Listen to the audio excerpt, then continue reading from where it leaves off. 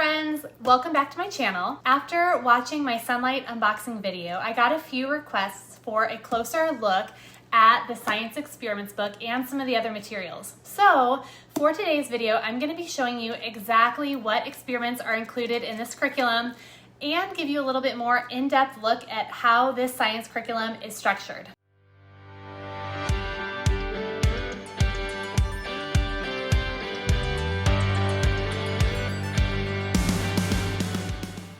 I want to say a big thank you to Sonlight for sending me the Science E curriculum to review and share with you. I did end up purchasing some extra student sheets so that I can use this with all three of my older kids. Science E is geared for ages 10 to 13 or about grades 5 to 8, and my kids are 10, 10, and 12.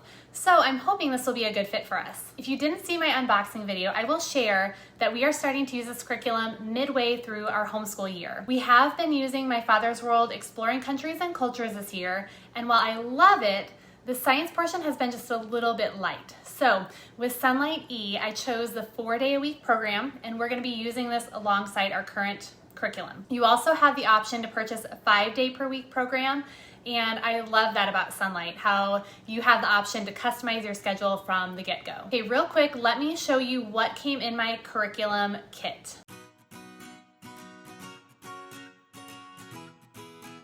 So we got the experiments book, the Level E experiments book.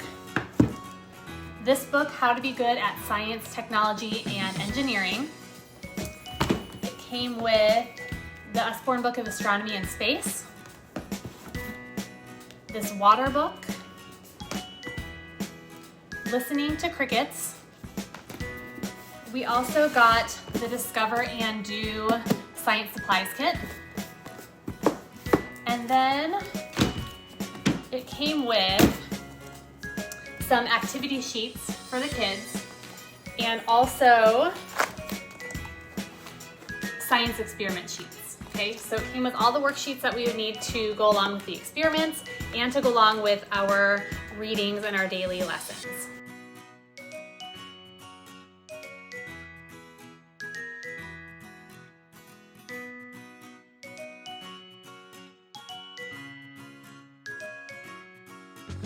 And real quick, let me just show you how I set up my kids' binders. So I just have a 1-inch binder here, and I separated it with a pocket folder. I like having the pockets in case I need to put something in there, but really simple. In the front, I just put their weekly activity sheets. Okay, so these are the sheets that go along with what we're going to be reading that day, and those are all in here. They're very colorful, and the lessons are pretty short, as you'll see in a minute. Yesterday with our reading, we just had the 3 questions to do on this one page. So then behind this is where I stuck the experiment sheets. So all these sheets are going to go along with the experiments book that I'm going to show you. And if you have more than one kid that's going to be doing this, you are going to have to order extra activity sheets and a set of extra experiment sheets if you want them. I really like the worksheets that are included. I like having something for the kids to fill out, having documents of their learning, and it's just helpful to have it all in this binder to kind of show what we've been doing this year. And when they write it down, I can tell what they're learning, what they're not learning. So I love that the worksheets are included.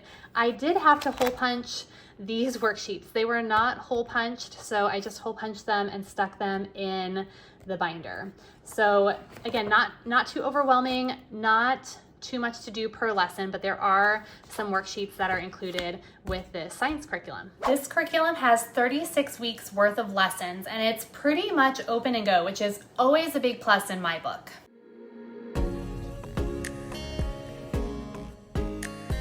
I guess I did forget to show you that the teacher manual also comes with the kit. So I stuck this in another 1-inch binder, and it's hole punched, so it's all just in one place in this binder. And one thing that is a big stumbling block for me personally about science experiments and science curriculum is that I'm horrible about prepping supplies in advance. And especially if the experiment includes materials that I need to order or don't likely have on hand, it's probably not gonna happen if I'm being honest. And what I noticed right away and what I love is that at the beginning of each week in the instructor guide, you are given a detailed list of supplies, not only for the current week, but also for the next week. So I don't have to go look somewhere else for a supply list. It's right here, and I'm less likely to forget about it since it's right in front of me on my weekly schedule page. It also breaks the supplies down into what is already included in the Discover and Do box that came with the curriculum and what you would need to provide. And from what I've been able to tell as I've looked through the notes, a lot of supplies really are common items that you most likely have at home or can easily grab at the grocery store that week. So let me walk you through what a typical week will look like so you can get a feel for how this curriculum is going to work. All right, so I mentioned that I got the 4-day a week option. So we'll be doing this curriculum 4 days a week. And how this is broken down is you get each week on a page. So you've got a day 1 column, day 2, day 3, day 4. And this is pretty typical for how Sonlight structures their instructor manuals. So for day 1, for example, we've got this book here, How to Be Good at Science, Technology, and Engineering, and it tells me what pages we are going to read. So if I show you this book right here, what this looks like. All right, so we've got page 10 and 11 right here talking about how science works. So very colorful, lots of diagrams and pictures, very easy to read. And then this is the next page, so working scientifically. We actually did this lesson yesterday. So these were the 4 pages that we read from here.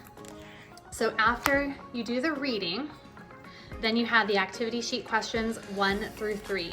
And these were what I showed you before in my kids binder. So week 1 activity sheet, and then we had questions 1, 2, and 3.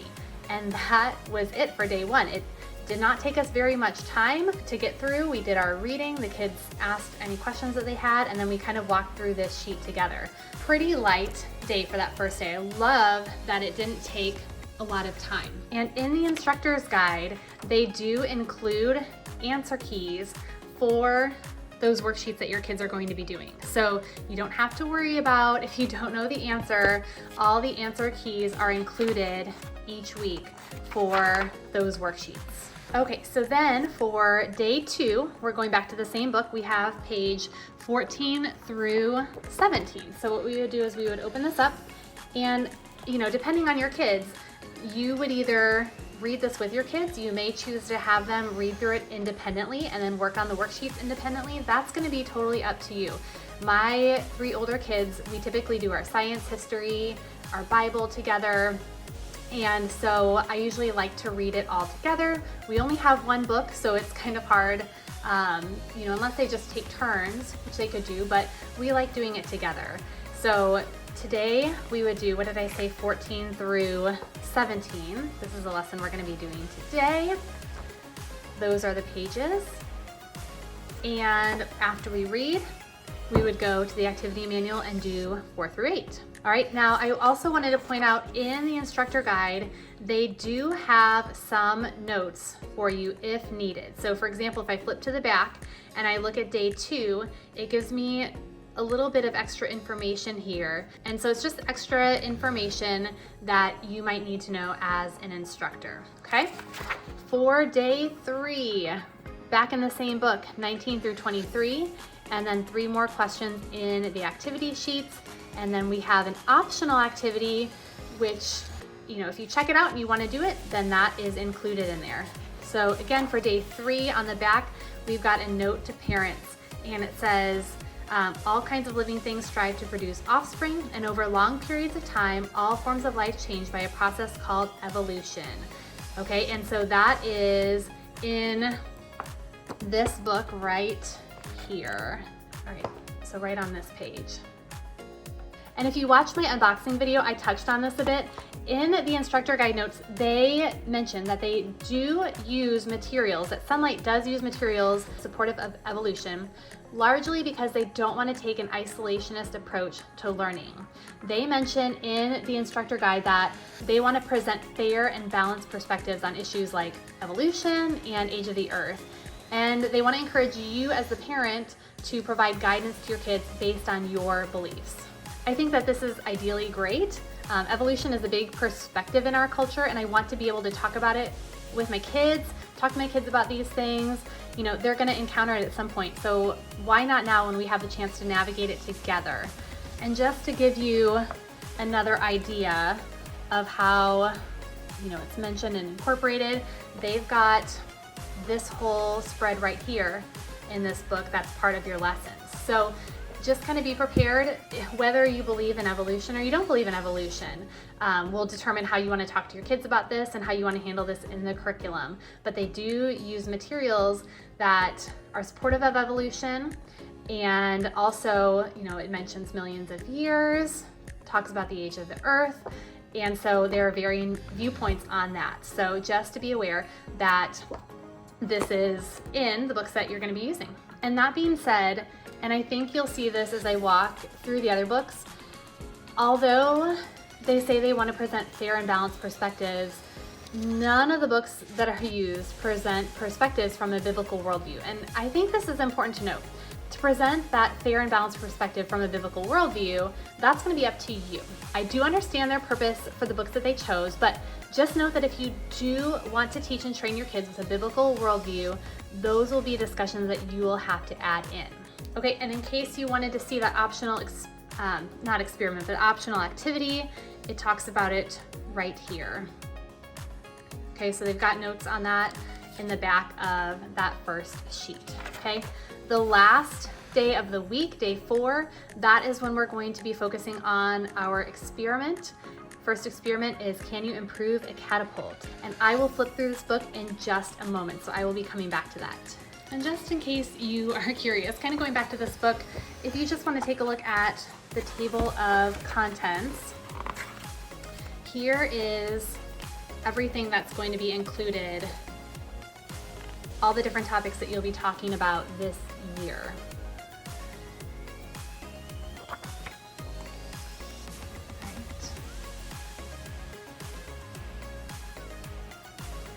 Okay, and so there's our introduction page. Science is the key to understanding the world. Yes, it certainly is. But I think if you are a Christian homeschooling parent, you don't want to forget that science is a way of knowing and exploring God's creation.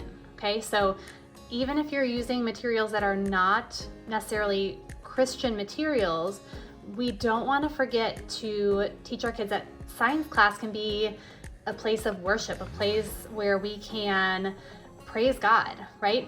When we give students opportunities to explore, to learn about the world that God created, we are also giving them an opportunity to thank God for His care for us, His care for all creation, right? Science should point us to God. Now, that doesn't mean that I don't think this book can be used to teach science. I just think you will want to think how you want to approach teaching science to your kids. If you are a Christian homeschooling parent, I do think our kids should be exposed to the secular worldview of scientific topics, not to conform to this world, but to know God even more deeply, to be more firmly rooted in their faith and to be more firmly rooted in their understanding of God. Overall, I think this is a beautiful book, colorful and easy to read, and we are going to have a great time learning and going through it this year. Okay, once we get to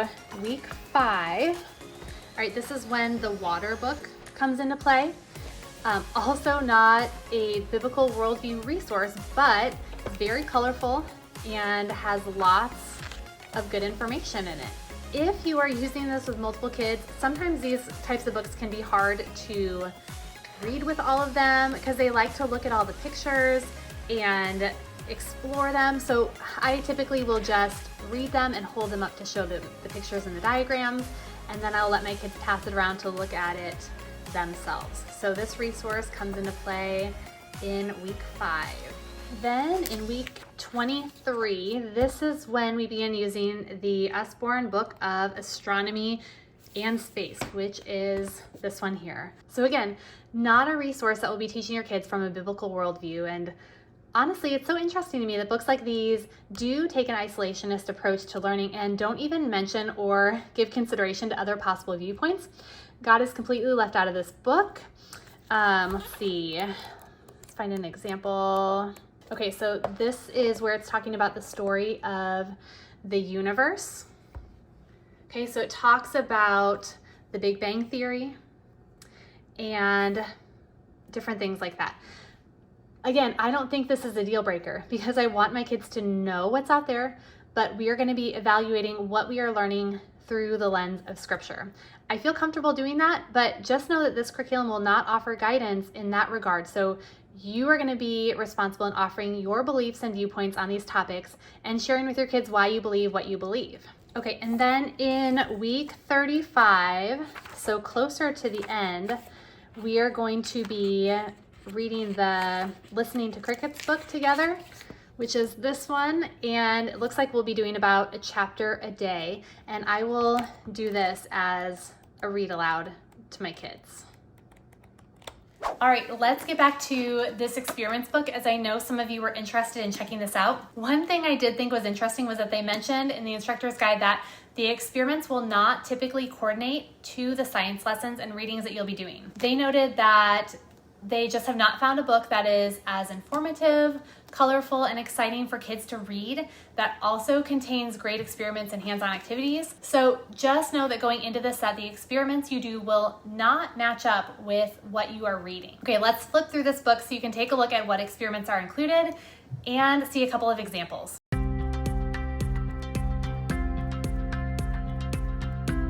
All right. So here is our Level E Science Experiments book from Sonlight. So first, I will just show you guys quickly the table of contents.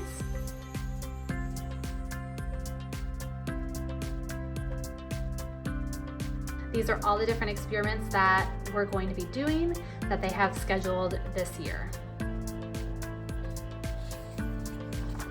If I flip to the back, there are 36 total. So here are the rest of the experiments.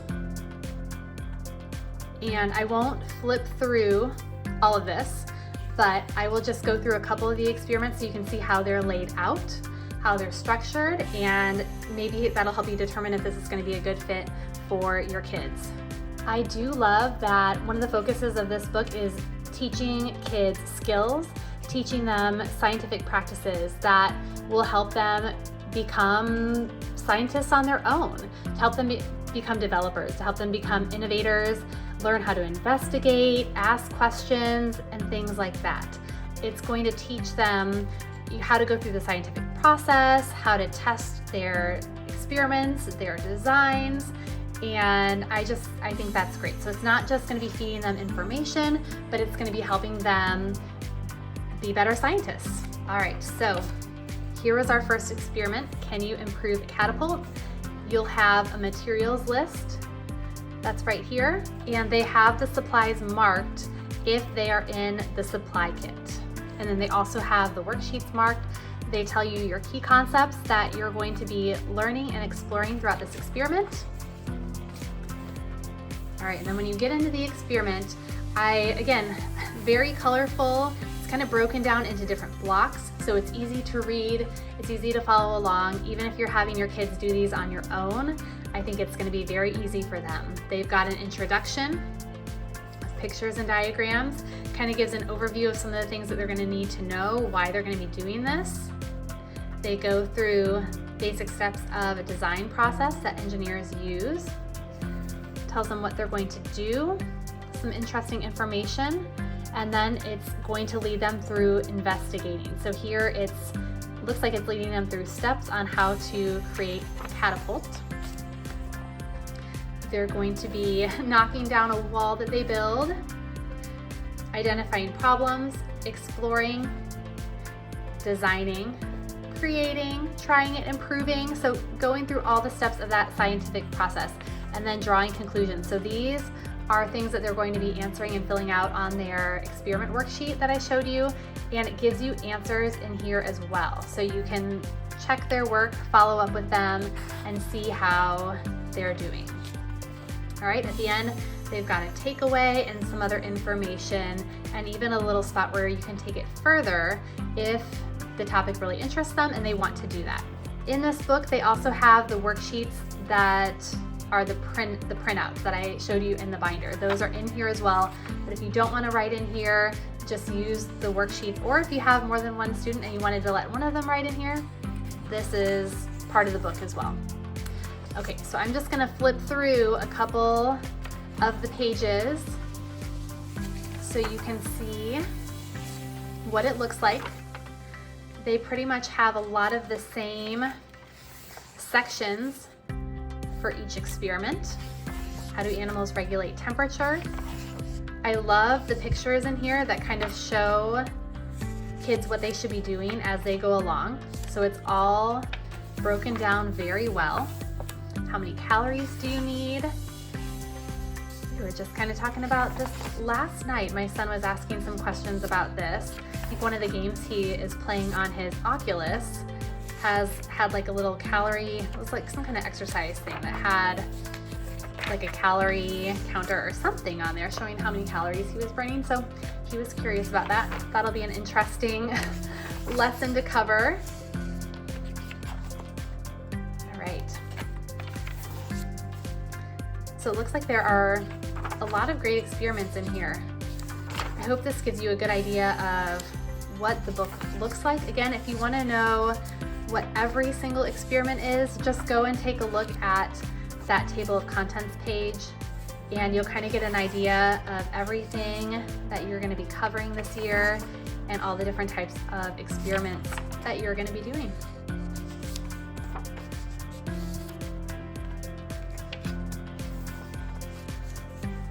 I hope you enjoyed this review and flip through of Sonlight Science E. We are getting started on this curriculum and going through it this week, so I'll definitely give you guys some updates when we get into it a little bit. Overall, I love how these lessons are short, simple, and they look very engaging for my kids.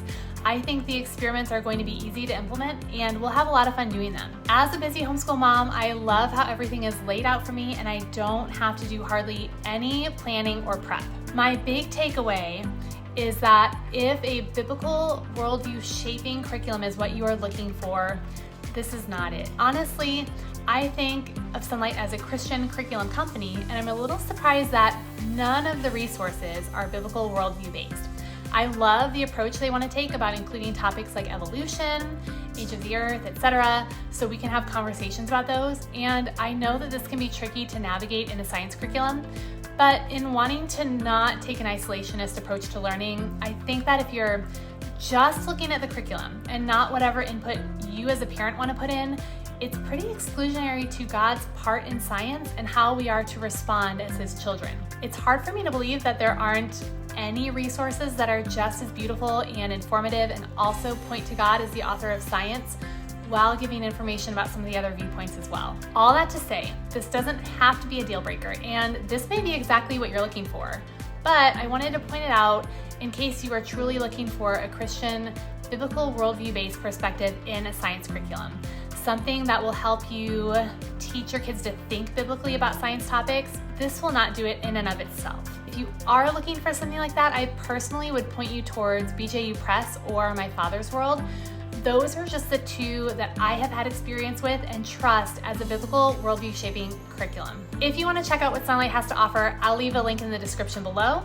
They currently offer science curriculum for kindergarten through high school, as well as other individual subjects, full curriculum packages, and some great unit studies. And let me know if you like this video by subscribing to my channel and hitting that thumbs up button below, and leave a comment if you have any questions at all. Thank you so much for watching. I'll see you next time.